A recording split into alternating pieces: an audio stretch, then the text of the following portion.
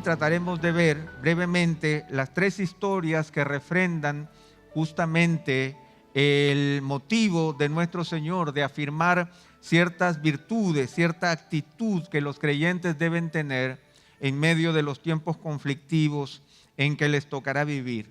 No solamente los que vivieron en la primera iglesia, en la iglesia primitiva, sino que también los que nos tocan vivir a nosotros en nuestro tiempo.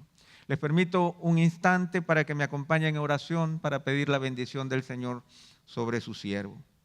Señor, en esta tarde ya queremos implorarte que seas tú, Señor, hablando a través de tu siervo. Reconocemos el poder de tu palabra, reconocemos, Señor, el poder de tu consejo. Reconocemos, Señor, que tú conoces a cada persona que esté en este lugar de una manera profunda.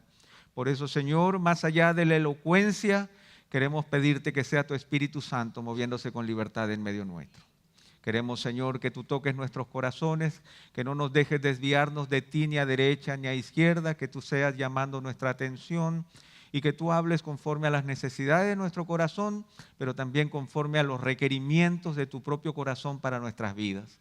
Muchas veces nuestras necesidades, nuestros objetivos no son los tuyos. Permítenos, Señor, en esta tarde alinearnos contigo, ponernos a cuentas contigo, caminar contigo, salir de este lugar entendiendo, Señor, qué es lo que nosotros tenemos que hacer. Bendícenos, por favor, te lo pedimos en el nombre de Jesús. Amén. Amén. La semana pasada, entonces, nosotros estábamos viendo que de acuerdo a la realidad del mundo, ustedes saben que el Señor, hablando en Mateo el capítulo 24, Jesús tuvo que clarificar a sus discípulos sobre la realidad de aquello que es temporal, de aquello que es eterno, sobre las expectativas que ellos podían tener con respecto a la vida, con respecto al ministerio, con respecto al reino de los cielos, estas expectativas que son tan humanas, de aquellas expectativas que nacen completamente en el corazón de Dios. El Señor hace un análisis de la realidad y proféticamente Él desenvuelve la realidad del mundo y nos hace ver que va a ser un tiempo conflictivo, que la historia de la humanidad como la conocemos desde hace 2000 años atrás hasta nuestros días no ha variado. Las guerras y los rumores de guerras siguen latentes en nuestros días como lo fueron al final de los tiempos de Pablo y continuaron a lo largo de la historia. Por lo tanto, no podemos tener esperanza de tiempos mejores para que nosotros seamos mejores. De allí que el Señor, poniendo claridad sobre la mente de sus discípulos, pone claridad también sobre nuestras mentes y nos dice de manera evidente que el Señor espera que de acuerdo a la realidad del mundo hay dos elementos que deben prevalecer en nuestro corazón. Uno de ellos es la perseverancia con propósito. Esa es la actitud que el Señor espera de nuestra alma, que nosotros tengamos claro qué es lo que el Señor espera de nuestras vidas y que trabajemos por eso. Que nosotros sepamos qué cosa hemos empezado y qué cosa debemos terminar.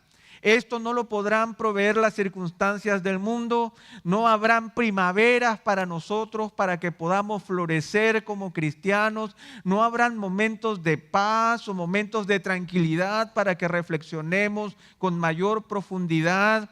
Viviremos tiempos conflictivos hasta que el Señor venga por segunda vez.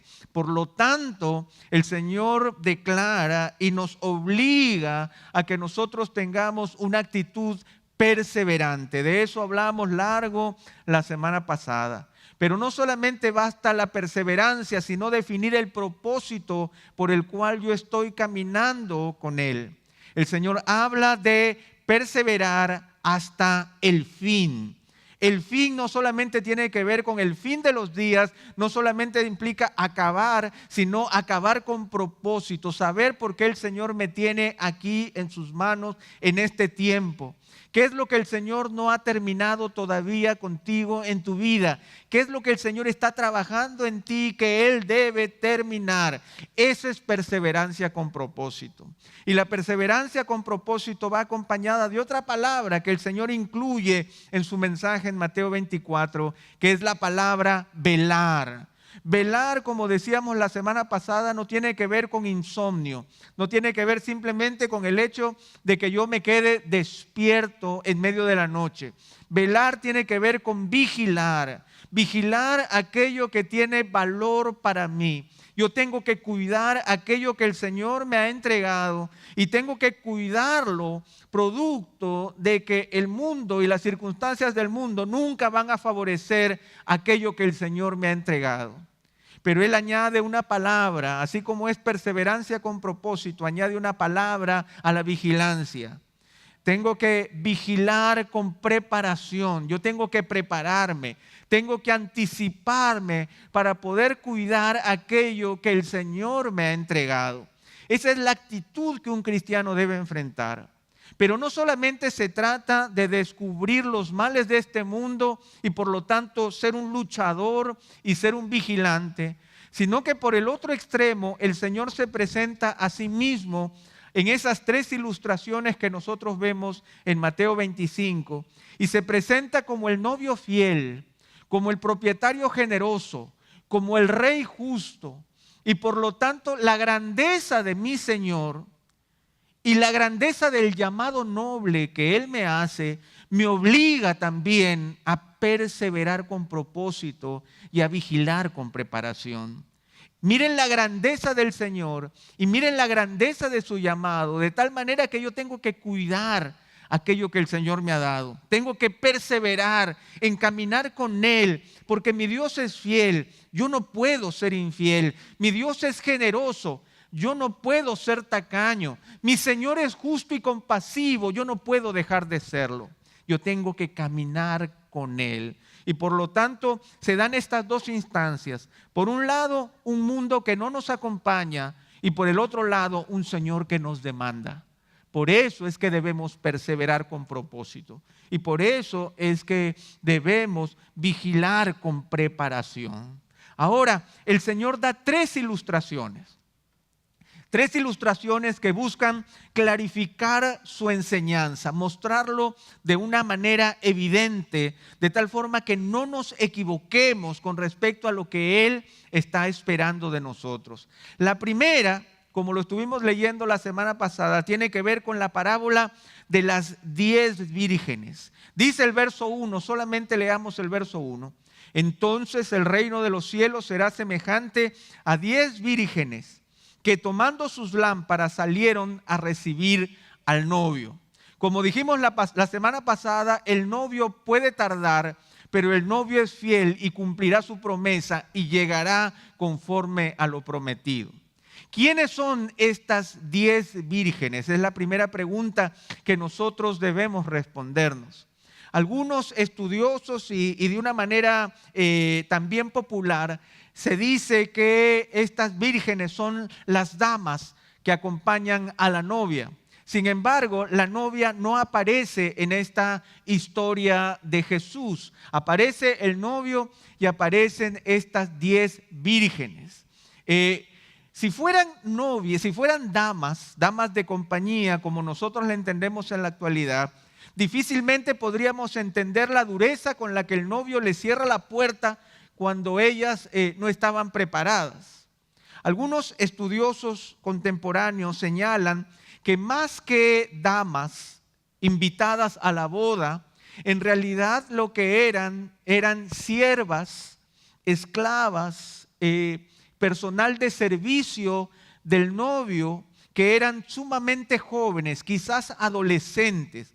Por eso habla de 10 vírgenes. La palabra virgen tiene que ver entonces no solamente con el hecho de la virginidad propiamente tal, sino con la edad que ellas tenían. Probablemente eran jovencitas adolescentes que trabajaban para el novio.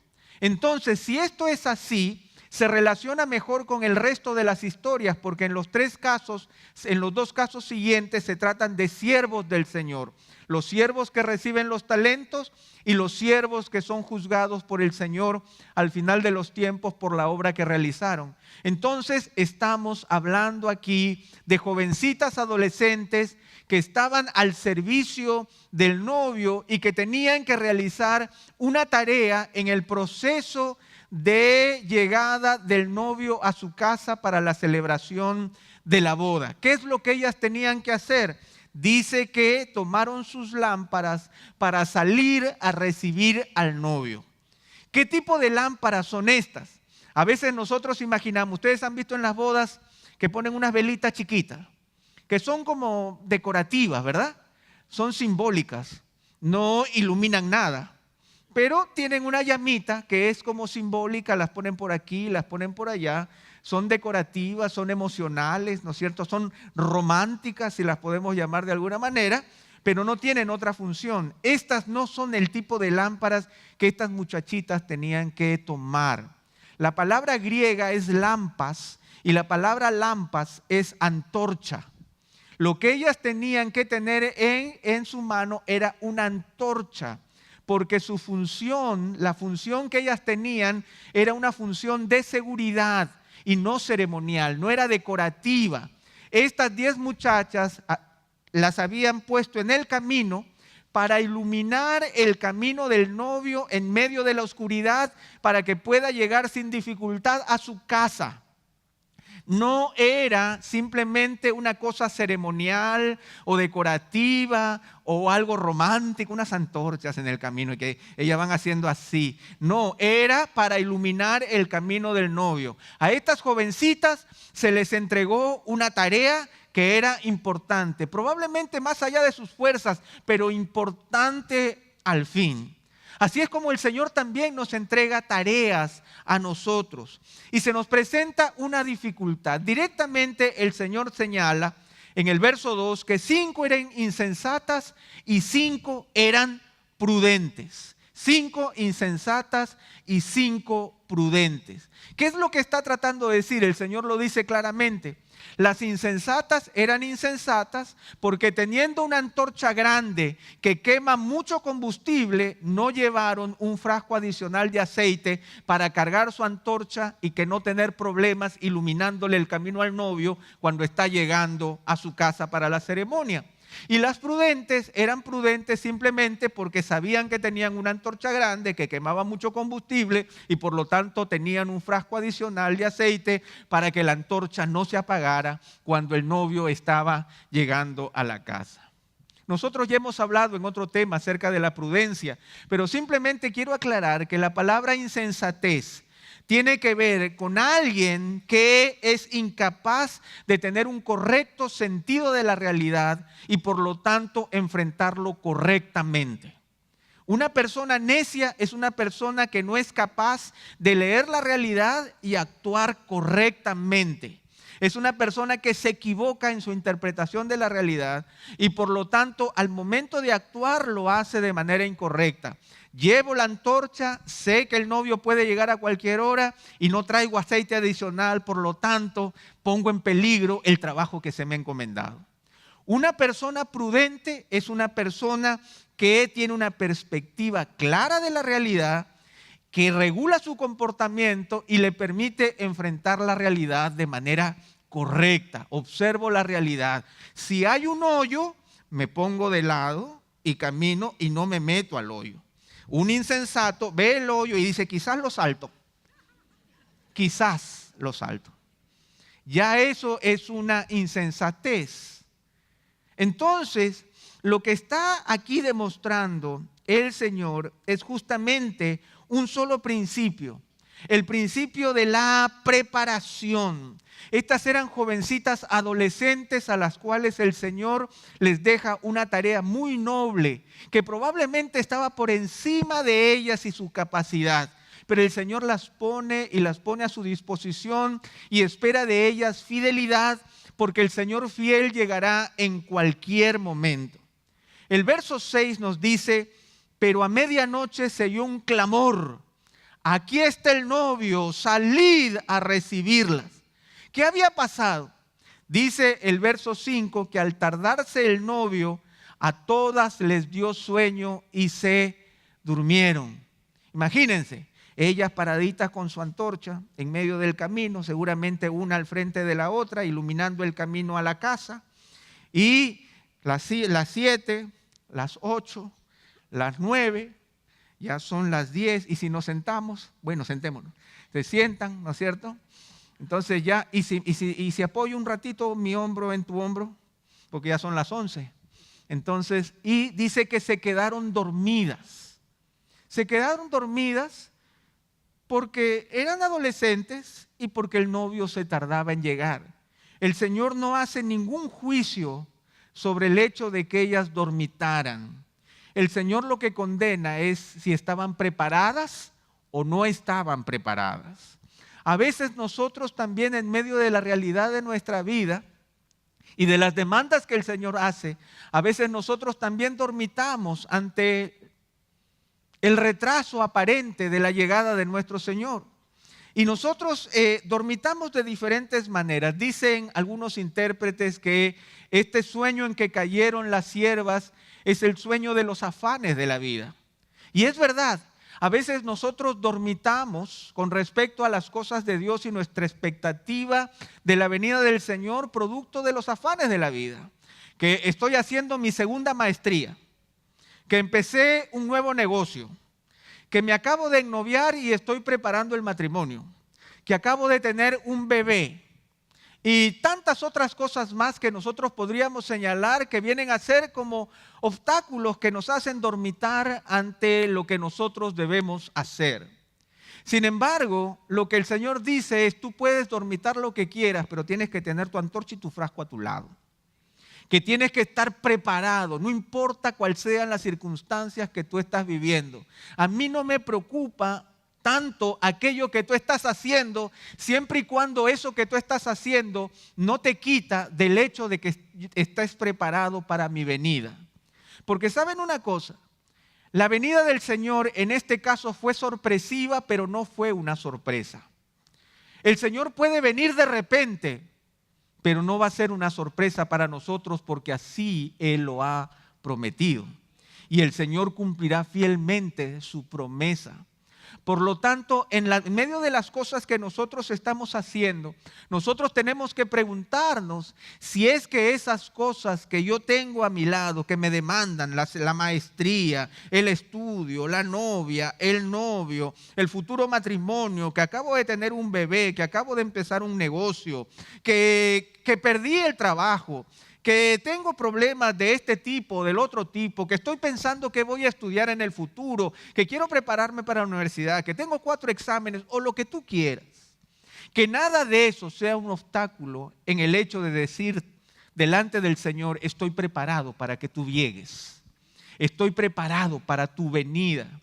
Eso es lo que el Señor está condenando y eso es lo que tiene que ver con la perseverancia con propósito. El Señor les deja un encargo claro a estas adolescentes y ellas tienen que cumplirlo. No había secretos, no había dudas. Lo único que había duda era en qué momento el Señor iba a llegar. Por lo tanto, ellas tenían que estar en su puesto, preparadas para esa tarea. ¿Qué es lo que sucede? Que a medianoche, como lo hemos leído, se oye el clamor. Aquí está el novio, salid a recibirla, las jovencitas se paran, se ponen en su sitio, encienden la antorcha. ¿Y qué sucede? La antorcha se empieza a apagar y las insensatas empiezan a pedirle a las prudentes que le pasen de su aceite. Y en ese instante se da una conversación entre ellas. Versos 8 y 9 dice: las insensatas dijeron a las prudentes: dadnos de vuestro aceite, porque nuestras lámparas se apagan. Pero las prudentes respondieron diciendo: no sea que no haya suficiente para nosotras y para vosotras. Id más bien a los que venden y comprad para vosotras. O sea, lo que sucede básicamente es que ante la falta de preparación y ante la falta de estar listas para la tarea, las insensatas le dijeron a las prudentes: bajemos el estándar. Porque si se me apaga a mí, entonces dame de lo que tienes para que se nos apague a las 2. Eso es básicamente lo que les está diciendo. Pongamos en peligro la llegada del novio, ya que no tenemos el aceite y no lo preparamos a tiempo. Entonces vamos a bajar el estándar para que se nos apague a todos, de tal manera que el Señor no tenga a quién culpar. Porque finalmente no tuvimos aceite ninguna de nosotras. Lo que está claro es que inmediatamente ellas, las prudentes, dijeron: esto es imposible, porque nosotros le vamos a ser fiel al Señor y no a ustedes. Nosotras nos preparamos para Él y no para suplirlas a ustedes. Por lo tanto, nuestra expectativa está con la llegada del Señor y no con lo que ustedes estén viviendo de manera particular. Y ahí es donde el Señor nos aclara otra perspectiva importante acerca de la vida. No podemos escondernos en medio de la multitud. Mal de muchos, consuelo de tontos, dice el dicho popular. Y a veces nosotros nos podemos esconder en medio de la mediocridad de la multitud, pero el Señor nos enseña que nuestra preparación tiene que ver con su fidelidad. Si Él es fiel, yo voy a ser leal. Esa es la demanda que el Señor está reclamando en ese momento. Lo interesante es que se le pide a ellas que vayan a comprar. ¿Qué hora era? ¿Qué hora era? Karel, ¿qué hora era? Era medianoche, era como ya tienen que ser 12:30 más o menos. Vayan a comprar. En la Palestina antigua, donde todo a las 4 de la tarde quedaba cerrado, porque a las 6 de la tarde ya era el día siguiente. ¿A dónde podían ir a comprar? Algunos estudiosos dicen que debido a que era una conmemoración, probablemente los colmados estaban abiertos. Probablemente. Entonces ellas fueron a comprar aceite. Lo cierto es que ellas tuvieron que conseguir aceite. ¿Cuánto se demoraron en llegar para conseguir aceite? No, ¿1 hora? ¿Dónde quedaba la tienda? ¿Dónde quedaba la casa del novio y dónde estaba el colmado? No sabemos. ¿Cuánto tiempo pasó mientras le tocaban la puerta al dueño del colmado para que abriera y le dijera: somos las adolescentes que tenemos la fiesta y se nos acabó el aceite? No sabemos.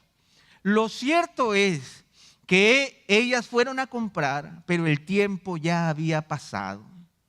Ellas se pusieron en su puesto, las antorchas estuvieron encendidas, tenían suficiente aceite, el camino estaba bien iluminado,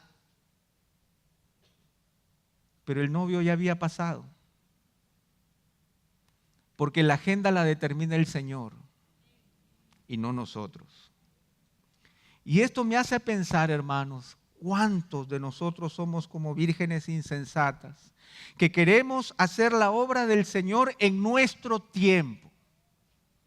Cuando acabe la maestría, cuando mis hijos crezcan, cuando me vaya bien en el negocio, cuando todo funcione bien, en estos 15 días que voy a tener de vacaciones, en estos 3 días en que el flujo baja, temporada baja, entonces yo voy a poder servir al Señor. Y creemos que podemos prepararnos como quien llegara en este momento con su polocheck de el Dios que adoramos. Y dije: yo no pude en ese momento, pero ahora estoy listo. Y llega con su polocheck, su agüita, su gorro. Estoy listo. Hoy sí estoy listo. ¿Qué le voy a decir? Ya no, ya fue. Porque no es en nuestro tiempo, es en el tiempo del Señor. Aunque pudieron comprar aceite, igual la razón por la que necesitaban el aceite había desaparecido. El tener ahora el aceite y estar listo no justificaba una nueva entrada del novio. El estar preparado no determina la agenda. La agenda determina que yo esté preparado. La primera demanda del Señor, entonces, hermanos, es que ante su fidelidad yo tengo que estar listo. Ante lo sorpresivo del llamado, yo tengo que responder afirmativamente y tengo que decirle al Señor: yo estoy listo para la tarea que tú me has encomendado. La pregunta entonces tiene que ver con nosotros. ¿Te estás preparando para ser usado en el tiempo del Señor o en tu propio tiempo? Hoy más que nunca yo escucho que mis hermanos siempre disponen de su tiempo y no están buscando el tiempo del Señor para servirle a Él. Pero de nada vale estar preparado en mi tiempo, porque yo tengo que estar preparado en el tiempo del Señor. ¿Qué es lo que deberías tener o saber, pero que no tienes hoy por falta de responsabilidad oportuna? ¿Sientes que estás completo y preparado para hacer la tarea? ¿Podrías decir que eres leal con el Señor ante la grandeza de su fidelidad?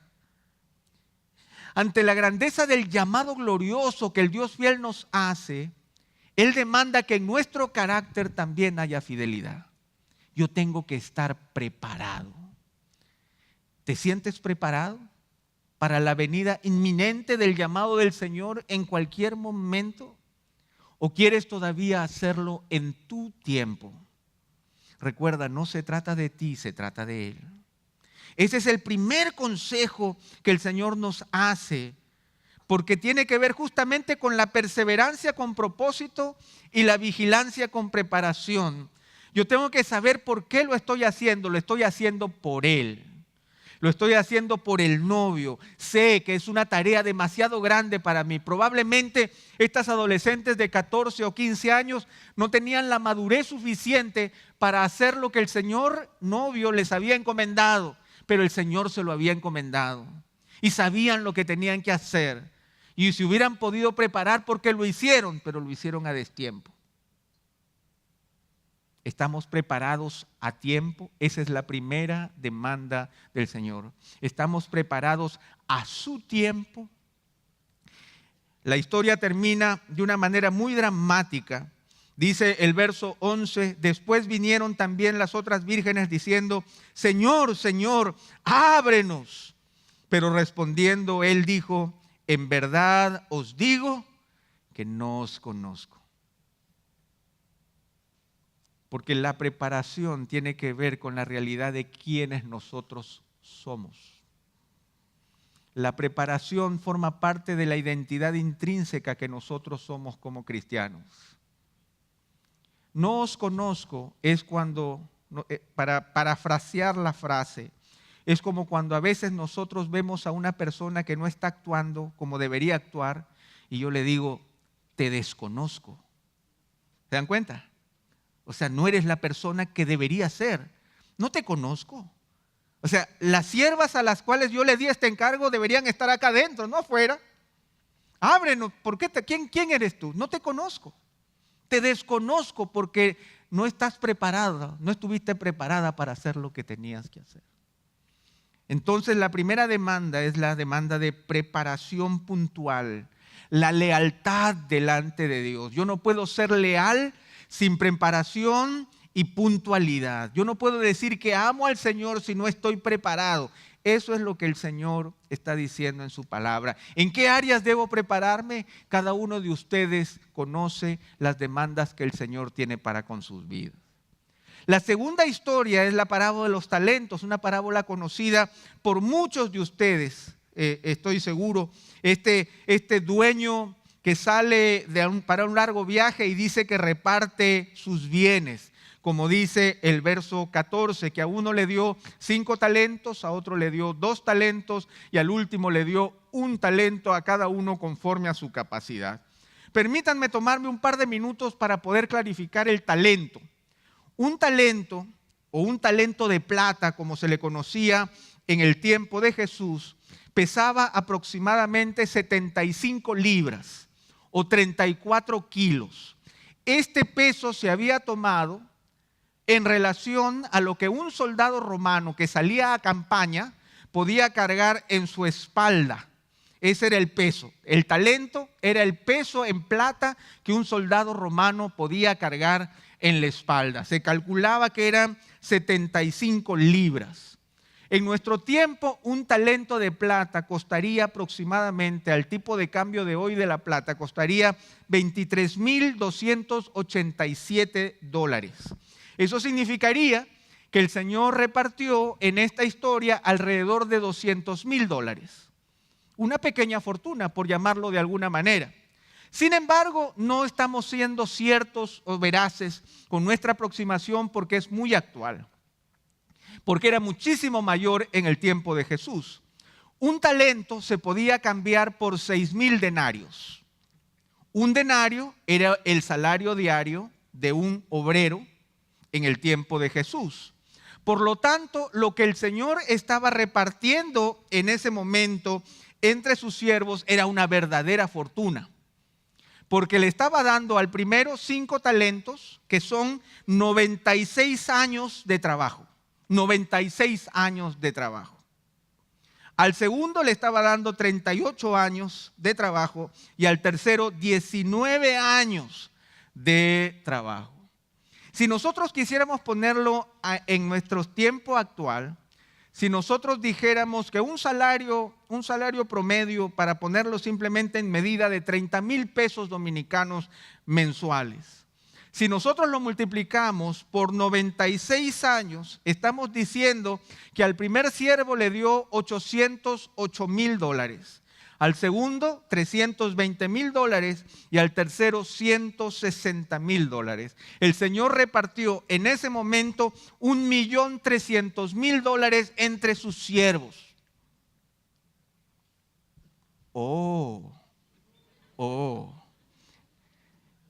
Una verdadera fortuna entre sus esclavos. El Señor les concedió algo mayúsculo, algo que era inconcebible en el tiempo de Jesús, algo que no podríamos conseguir por nosotros mismos. El Dios generoso nos entrega y nos da a administrar algo que es más grande que nosotros. Como a las adolescentes que tenían que prender la antorcha, a estos siervos les estaba dando una fortuna que era inimaginable para ellos manejarlos por sí mismos. Algo que les iba a costar 3 vidas poder ganárselo por ellos mismos. Por lo tanto, se trata de que el Señor nos concede para administrar algo que es superior a nuestra capacidad, pero el Dios generoso nos lo entrega. Si nosotros quisiéramos decir cuál es esa representación del talento contemporáneo, de algo que nos dé el Señor, ministrar en la casa de Dios es algo inconcebible para nosotros mismos. Ganar un alma para Cristo es imposible para nosotros mismos.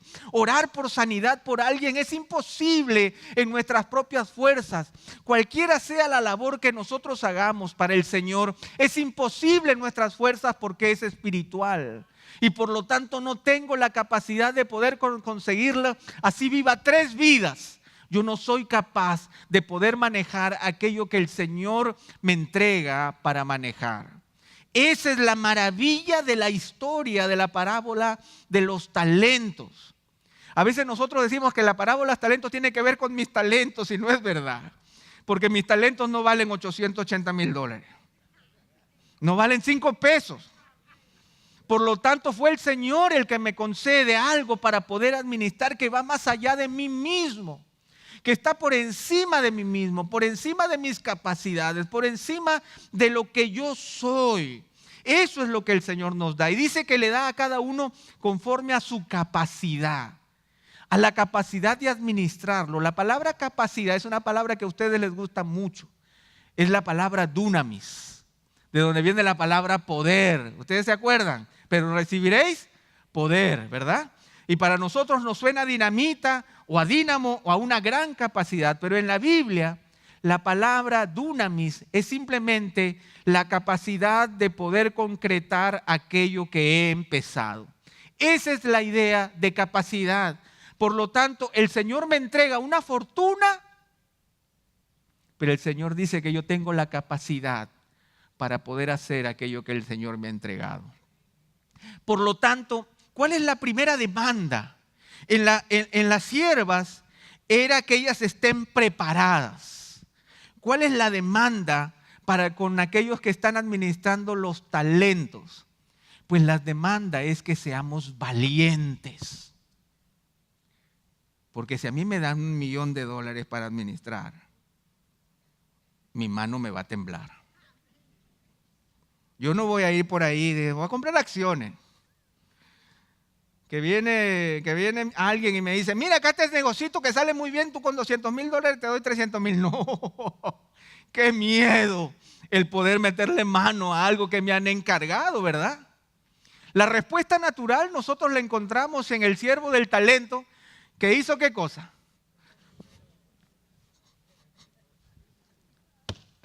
Y que nadie vea dónde lo puso. Esconder esta fortuna que el Señor me ha dado. Pero eso no fue lo que sucedió. Dice que básicamente que el que había recibido, dice el verso 16, los 5 talentos, enseguida fue y negoció con ellos y ganó otros 5 talentos. Enseguida fue. ¿Qué es eso? Sino valentía. ¿Qué es eso? Sino coraje. C.S. Lewis decía, el coraje es el prerequisito para la práctica de todas las demás virtudes, porque si no, uno sería virtuoso solo cuando la virtud no cuesta nada. El coraje es la madre de todas las virtudes, porque yo tengo que ser valiente para poder hacer aquello que el Señor me está demandando. Y el primero fue valiente. De tal forma que a las siervas adolescentes le dice, tienen que estar preparadas. Y a los siervos le dice, tienen que ser valientes. ¿No fue eso lo que el Señor le dijo a Josué? Antes de entrar a la tierra prometida. ¿Recuerdan ustedes sobre qué zapatos tenía que ponerse Moisés? Tenía que ponerse Josué. Sobre los zapatos de Moisés.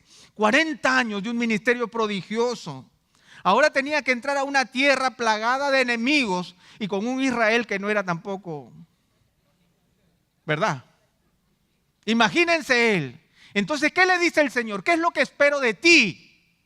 Esfuérzate y sé valiente. No temas ni desmayes, porque yo soy tu Dios que te esfuerzo.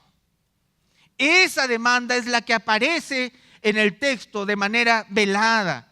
Y eso es lo que nosotros reconocemos, que es la segunda expectativa de alguien que persevera con propósito y que vigila con preparación. Se espera que esté preparado y se espera que sea valiente, porque nadie puede tomar en las manos aquello que el Señor le está entregando. Nadie puede decir, pan con mantequilla para mí, para hacer aquello que el Señor me demanda, sin importar el lugar en que el Señor nos quiera. Porque se trata de las cosas del Dios Santo, que generosamente Él nos concede. Por eso es que el Señor, de una manera clara, el Señor celebra cuando Él viene de vuelta después de mucho tiempo. Dice que el Señor viene a arreglar cuentas, porque el Señor va a arreglar cuentas con nosotros. Y dice, llegando el que había recibido los 5 talentos, trajo otros 5 talentos diciendo, Señor, me entregaste 5, mira, he ganado otros 5. Y su Señor le dijo, bien, siervo bueno y fiel, en lo poco fuiste fiel, sobre mucho te pondré, entra en el gozo de tu Señor. Hay una cosa importante que nosotros debemos aprender con respecto al Señor. A veces nosotros quisiéramos que el Señor solamente mire la actitud de mi corazón. Señor, mire, esto está feíto, pero lo hice con todo mi corazón. A ver, dilo eso a tu jefe. Díselo anda a tu trabajo y dile, lo hice de todo corazón. El Señor empieza afirmando que la actitud del corazón va a proveer el esfuerzo y la valentía para hacer las cosas bien hacia afuera. Por eso lo primero que le dice es bien hecho. Ahí está la tarea. Pero yo no me quedo con eso. El Señor no empieza a alabar. Mira, ahora tengo 5 talentos más, otro milloncito de dólares. ¡Qué bueno! Porque para el Señor eso es insignificante. Miren que le dice, en lo poco fuiste fiel. En lo poco con respecto a lo de Él. No con respecto a lo que el siervo tuvo que administrar. En lo poco con respecto a lo que significa para el Señor lo que le confirió a su siervo. Pero no con respecto a la grandeza de lo que el Señor tiene en sus manos. Le dice, bien hecho. Imaginemos nosotros, pensemos, solamente para clarificar esta idea, que el plomero que va a trabajar a nuestra casa, que el mecánico que atiende nuestro auto, que el constructor que nos construye en la casa, que el policía que nos cuida, que el maestro que nos enseña, que el doctor que nos atiende o el ingeniero que nos hace los planos, buscar aceptación solo porque lo hizo de corazón y no por la calidad de sus acciones. Piensen ustedes. El médico le dice, bueno, no digo en el diagnóstico, pero lo hice de todo corazón. Suena ilógico, ¿verdad? Suena ilógico, pero no suena ilógico a veces en el reino de los cielos. El Señor conoce mi corazón. No, hermanos. El Señor conoce mi corazón y como conoce mi corazón, Él me dio conforme a mi capacidad para poder concretar aquello que me entrega. Esa es la demanda, esa es la realidad del cielo. El Señor no se equivoca, el Señor no me da más de lo que yo puedo manejar, pero el Señor me da aquello que yo puedo manejar. El Señor es un Dios amoroso, compasivo, que atiende nuestra realidad. Por eso es que luego Él no le señala a este siervo eficiente valores profesionales o intelectuales, sino que le dice: tú has sido bueno y has sido fiel, has sido afable, benévolo, piadoso, templado, calmado, alguien que ha hecho lo correcto, alguien que es honorable, alguien que es de provecho. Tú eres bueno y tú eres fiel, tú eres leal, no has defraudado la confianza que he depositado en ti. Eres constante en tus afectos, eres constante en el cumplimiento de tus obligaciones. Tú no me has dejado mal.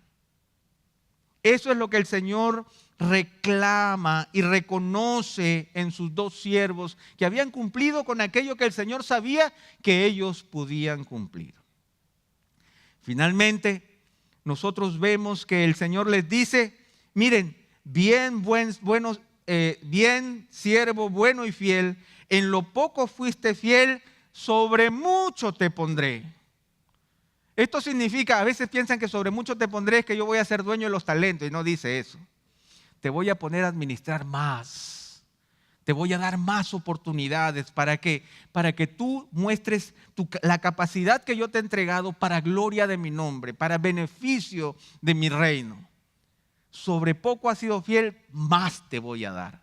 Pero le dice: entra en el gozo de tu Señor. Y allí es donde yo quiero exhortar a muchos de mis hermanos que algunas veces se sienten cansados por las tareas que el Señor les ha entregado. Yo escucho muchas veces de ustedes que están cansados, que están abrumados, que el peso de la casa, el peso del trabajo y el peso del ministerio es algo tan grande que a veces sienten que es un peso grande que les está rompiendo las espaldas. El Señor dice que al siervo bueno y fiel no lo manda de vacaciones a Cancún, sino que le da más trabajo. ¿Y por qué les da más trabajo? Porque le dice: entra en el gozo de tu Señor. Yo no sé si ustedes saben, pero Nehemías dijo: el gozo del Señor es mi fortaleza. Yo puedo saber que cuando yo veo el rostro halagado de mi Dios, yo siento una fortaleza que vuelve a crecer en mis huesos, porque estoy haciéndolo para Él. Y cuando el Señor se goza conmigo, el gozo del Señor mi fortaleza es. Es poder descubrir que estamos haciendo las cosas para Él y no para nosotros. ¿Cuándo fue la última vez que hiciste algo completa y totalmente para agradar al Señor y bendecir a otros, y no para estar pensando en ti y en los beneficios que tú pudieras obtener? Entra al gozo de tu Señor. Entra al gozo de tu Señor. Mientras nosotros completamos la tarea que Él nos da, nosotros podemos entrar al gozo del Señor. Pero hay un siervo adicional que queremos ver en los pocos minutos que nos queda. Verso 24. Pero llegando también al que había recibido un talento, dijo: Señor, yo sabía que eres un hombre duro, que ciegas donde no sembraste y recoges donde no esparciste. Y tuve miedo y fui y escondí tu talento en la tierra. Mira, aquí tienes lo que es tuyo. Es interesante ver en este caso que los siervos que operaron correctamente fueron reconocidos por su carácter y fueron reconocidos por su valentía al asumir aquello que el Señor les estaba entregando, que aunque sabían que era mayor que sus fuerzas, ellos confiaban en el Señor, quien les había delegado la tarea. En el último caso, nosotros vemos a alguien que dice: Señor, yo sabía quién tú eres. Alguien que levanta la voz y es capaz de decir que conoce al Señor. Yo sé quién tú eres. La frase en el griego habla de un conocimiento experiencial, no de un conocimiento teórico, de alguien que conoce al Señor y es capaz de expresárselo. Y le dice: Señor, yo sé quién tú eres. Tú eres un hombre duro. El conocimiento que él tenía del Señor era el conocimiento que le llevó a tomar las decisiones que lo llevaron a enterrar el talento en la tierra. Lamentablemente era un conocimiento equivocado de quién era el Señor. ¿Por qué? Porque lo presenta como egoísta, como avaro, un hombre inflexible, riguroso, inmisericordiante, severo, alguien que exige más de lo que debiera exigir, alguien duro. Y hermanos, aquí viene también una aclaración para nuestras vidas. Mientras más y mejor conozcamos al Señor, más y mejor le vamos a servir. Mientras nosotros no conozcamos quién es el Señor, vamos a permanecer sentados observando al resto haciendo lo que tú deberías estar haciendo. Eso es lo que nos demuestra este pasaje. Este pasaje, nosotros encontramos en este siervo a alguien que culpa al Señor, generando una falsa percepción de su carácter, excusándose a sí mismo con un falso sentido de cuidado. Señor, yo cuidé lo que es tuyo, lo escondí en la tierra, ahora te lo devuelvo. Mira, igualito. ¿Cuántos de nosotros tenemos un talento escondido en nuestros brazos o escondido en algún lugar de nuestra casa o de nuestra alma y no lo estamos poniendo a producir porque no somos valientes y porque no tenemos un claro conocimiento de quién es nuestro Dios? Porque ¿cuál es la excusa que nosotros podríamos decirle al Señor para no servirle con propiedad? ¿Cuál sería la excusa? ¿El trabajo? ¿La familia? ¿La esposa? ¿El novio? ¿La novia? ¿La crisis económica? Todas esas excusas serían para decirle a Dios, tú no tienes cuidado de mí, por lo tanto yo no tengo cuidado de las cosas que tú me estás encargando. Señor, tú no estás viendo lo complicado que estoy. Entonces nuestro Dios, que es Señor de nuestras vidas, no está teniendo cuidado de nuestras vidas. Por lo tanto, siempre terminaremos culpándolo a Él. El Señor le llama a este hombre malo y perezoso. Pero ¿saben?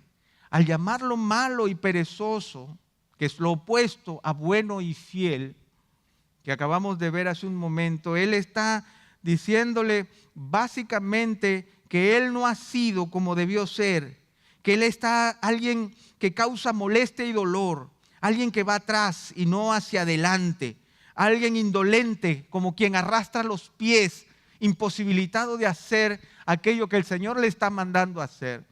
Pero lo más doloroso es que Él está acusando a Dios de indolente. Cuando el Señor mismo le dice, ¿sabes qué? Si tú no podías hacerlo, pues hubieras llevado el talento al banco. Iba a ganar intereses, no tenías que hacerlo tú. Lo importante es que lo administres, que seas valiente, que lo lleves a alguna parte. Tú me acusas a mí de indolente, yo te digo, mira, te di conforme a tu capacidad. No te di 2, 3, 4 o 5 para que te pongas más nervioso. Te di algo que es grande, sí, pero creí que eras capaz de multiplicarlo. Y si no podías, lo hubieras llevado al banco. Y ahí se multiplicaba y me entregabas lo que era mío. Pero no lo hiciste. Malo, perezoso. Esa segunda característica nos habla entonces, básicamente, las siervas, no importa cuán pequeñas sean, tenían que estar preparadas. Y los siervos tenían que ser valientes y tenían que conocer quién es su Dios. Esas son las características de aquel que persevera con propósito, de aquel que vigila con preparación. Y en los últimos 3 minutos que tengo, quisiera ver la última parte del capítulo 25. Jesús se presenta en toda su gloria, como ustedes ven en el verso 31, el Hijo del Hombre viene en su gloria, sus ángeles con Él, sentado en su trono de gloria y reunidos delante de Él todas las naciones de la tierra. Y Él separa las ovejas de los cabritos. Pero yo quisiera quedarme solamente con un aspecto de la realidad que el Señor está presentando aquí. Él es capaz de congregar todas las naciones delante de Él. Y es capaz de entre todas las naciones separar ovejas de cabritos por su sola sabiduría. En medio de una inmensa diversidad, el Señor separa y congrega solamente dos grupos. Y dos grupos que son juzgados por una sola responsabilidad. Por aquellos que hicieron lo que tenían que hacer y por aquellos que no hicieron lo que tenían que hacer. ¿Cómo es que el Señor mide esa realidad tan profunda? El Señor dice en el verso 34, entonces el rey dirá a los de su derecha, venid, benditos de mi Padre, heredad el reino preparado para vosotros desde la fundación del mundo, porque tuve hambre y me disteis de comer, tuve sed y me disteis de beber, fui forastero y me recibisteis, estaba desnudo y me vestisteis, enfermo y me visitasteis, en la cárcel y vinisteis a mí. El Señor declara básicamente la grandeza de su compasión, la grandeza del carácter de nuestro Dios misericordioso. Porque por un lado, en el primer versículo que nosotros vimos, el Señor se presenta en toda su majestad. Un rey poderoso, rodeado de ángeles, sentado en su trono, en toda su gloria, capaz de congregar a todas las naciones de la tierra. Y por el otro lado, Él se presenta como aquel que está en medio de los necesitados. Ustedes pueden ver esa doble manifestación de la realidad de nuestro Señor en toda su grandeza y en medio de aquellos que padecen necesidad. Y no solamente es eso, sino que el Dios compasivo, nuestro Señor Jesucristo, al planear esta historia, Él repite esa lista de necesidades 4 veces. 4 veces lo hace de manera idéntica. Lo dice Él, lo dicen las ovejas, lo dice Él, lo dicen los cabritos. 4 veces. Si uno cuenta las palabras de esta historia tiene 333 palabras. 333 palabras. El 50% es la repetición de este orden de necesidad. El 50% de la historia es recordarnos una y otra vez cuál es nuestra responsabilidad como siervos de Dios en esta tierra, que es asistir al necesitado como el Señor lo hace. Esa es nuestra responsabilidad. Y el Señor juzga y separa a ovejas de cabritos justamente porque Él evidencia de una manera clara dónde es que ellos deberían estar. Deberían estar con los necesitados porque el Señor está en medio de los necesitados. Eso tiene que ver con la característica nuevamente de quién es nuestro Dios. Nuestro Dios en toda su gloria es el Dios compasivo y misericordioso. El Dios compasivo y misericordioso espera que sus siervos sean también compasivos y misericordiosos y que estén donde debieran estar, en medio de las necesidades. El Señor está con los que tienen hambre, con los que tienen sed, con los forasteros, con los desnudos, con los enfermos, con aquellos que están en la cárcel. Esa es la realidad del texto. Y el Señor juzga duramente, si ustedes se dan cuenta a lo largo del pasaje, juzga duramente a aquellos que no hacen nada, a las siervas que no estuvieron preparadas, a el siervo que no hizo con el talento nada, a los cabritos que debiendo atender a los necesitados no lo hicieron. El Señor en estas 3 historias no juzga a la gente por lo que hizo, sino por lo que no hizo. De allí, hermanos, que nosotros vamos a descubrir que en la fidelidad del Señor, el novio va a entrar a su boda, así el 50% de las siervas no tengan su antorcha encendida. El Señor no va a perder un centavo, porque el Señor no perdió un solo talento de aquello que Él entregó, porque aún el siervo inútil le devolvió el talento que le había dado, porque el Señor no va a perder por nosotros ni un centavo. El Señor, que es el Rey compasivo y justo, no va a dejar de alimentar al hambriento, ni de vestir al desnudo, ni visitar al preso, porque nosotros no lo hacemos, porque Él lo va a lograr de todas maneras, porque Él va a estar presente con el que lo necesita. El prejuicio tiene que ver conmigo, que no disfruto la bendición de estar con Él donde debiera, de no compartir su carácter como yo debiera, de no estar con Él como debiera, porque no perseveré con propósito, porque no vigilé con preparación. El Señor nos demanda, hermanos, finalmente entonces, habiéndose acabado mi tiempo, a que nosotros examinemos nuestro corazón, a que podamos analizar nuestras vidas y descubrir dónde es que nosotros estamos. ¿En qué lugar nosotros nos encontramos? Estar preparado en el tiempo del Señor, no en mi tiempo. Yo no tengo que preocuparme tan solamente de estar listo cuando yo pueda estar. El Señor sabe. El Señor sabe, no, el Señor sabe que Él es Rey de Reyes y Señor de Señores, y tú debes saberlo también. Por lo tanto, tú tienes que estar preparado cuando Él espera que tú estés preparado. Después ya no significará nada para Él.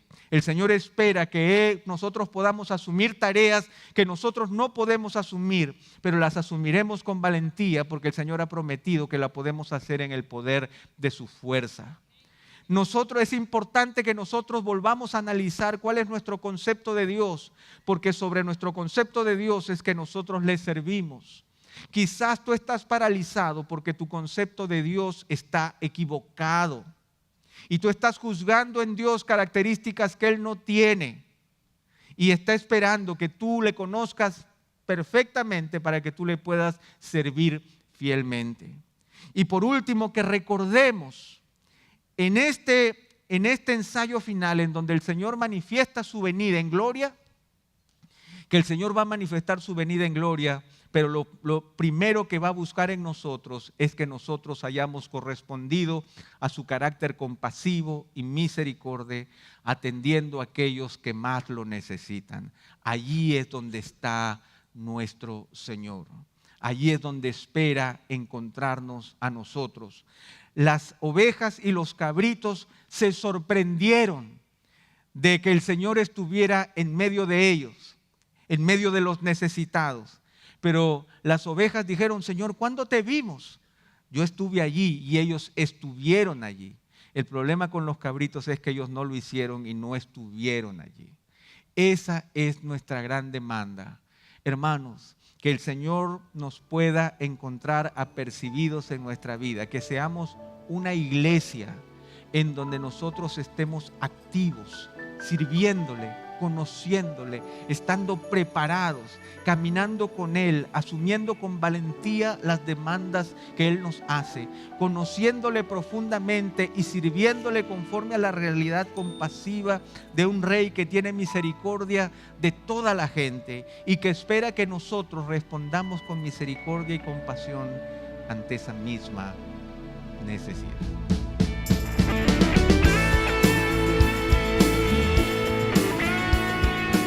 Esta es una producción que llega hasta ustedes gracias a los aportes de individuos y empresas comprometidos con la defensa de la fe. Para más información, preguntas y comentarios, visite nuestra página de internet www.integridadysabiduría.org. En esta página encontrará información sobre la producción de este y otros recursos que ponemos a su disposición, como también las formas en las que usted puede contribuir con la producción de programas como estos. Les invitamos nuevamente a visitar nuestra página de internet www.integridadysabiduría.org. Será hasta la próxima, cuando nos reencontremos en su palabra.